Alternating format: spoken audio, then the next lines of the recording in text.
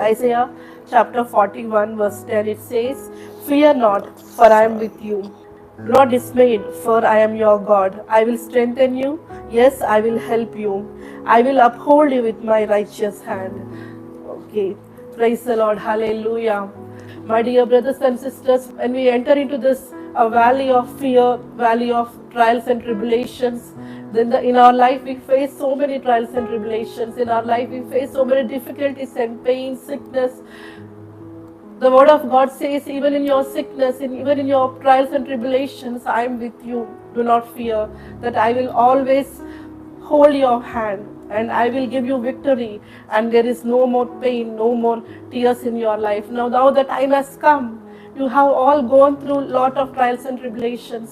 We all know we went through a lot of trials and tribulations. We went through a lot of fire. In the life of Job, God has not tested the Job throughout his life. Only for quite some time he got tested. But later the word of God says that God has blessed Job with the sevenfolds of blessings. In the same way, believe that we have overcome, we have crossed all our tests and trials and tribulations. Now this is a time of victory.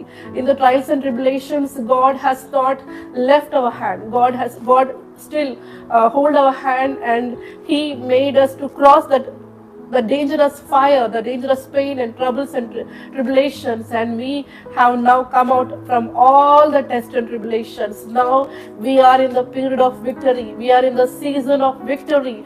No more troubles, no more pain. The pain has ended. Now the time has come. The time has come. We have entered into the new season. This is a new season, a season of victory, the season of victory, and now we are all going to receive the mighty blessings, whatever the blessings are withheld from us till now because of the demonic attacks. Now that those blessings are released, will be released in our life. No more pain, no more suffering. ఎన్నో శ్రమలు, ఎన్నో కష్టాలు, ఎన్నో బాధలు, వేదనలు, ఎన్ని శ్రమల నుంచి వెళ్తున్నా సరే దేవుడి యొక్క హస్తము మనకు తోడుగా ఉంది. ఆయన మనల్ని వదిలిపెట్టడు.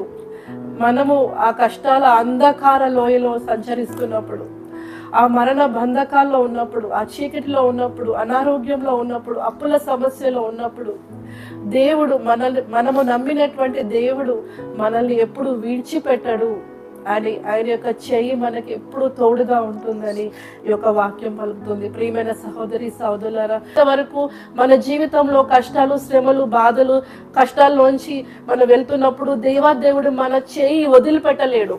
ఆయన శ్రమల నుంచి, కష్టాల నుంచి, బాధల నుంచి మనల్ని బయట తీసుకొచ్చాడు. యోబు జీవితంలో కూడా జీవితకాలం అంతా యోబుని పరీక్షించినట్టుగా దేవుని వాక్యం పలకటం లేదు. కొంతకాలం వరకు యోబు తన జీవితంలో శ్రమలు అనుభవించాడు.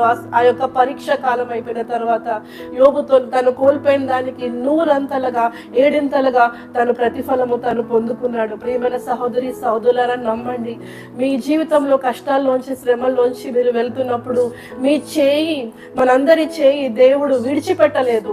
దేవుడు మీ చేయి పట్టుకునే ఉన్నాడు. కనుక ఇప్పుడు మనందరం కూడా ఆ యొక్క శ్రమల నుంచి, కష్టాల నుంచి బయటకు వచ్చాము. న్యూ సీజన్ లోకి వచ్చాము. మనకున్నటువంటి కష్టాలు, శ్రమలు, బాధల నుంచి మనం పూర్తిగా బయటకు వచ్చేసాము. అగ్నిలోంచి బయటకు వచ్చేసాము. అండ్ ఇది దేవుడు మనకి ఇచ్చేటువంటి విజయం యొక్క సీజన్. ఈ మార్చి నెల నుండి, ఇక్కడి నుండి, ఈ రోజు నుండి మన జీవితంలో కేవలము విజయము. ఏదైతే సాతాను మన దగ్గర నుండి దోచుకున్నాడో, మన యొక్క ఆరోగ్యము కానీ, శాంతి కానీ, సమాధానము కానీ, మన యొక్క ఆర్థికంగా మన యొక్క అప్పుల పాలు చేసి మన యొక్క జీవితంలో మరి డబ్బులు కానీ ఏదైతే దోచుకున్నాడో అదంతా కూడా సాతాను 7 మనకు రీపే చేయాల్సినటువంటి సమయం వచ్చింది. No more pain, no more tears, no more suffering. కష్టాలు, శ్రమలు, బాధలు ఇక లేవు. ఇక నుంచి this is a time of victory.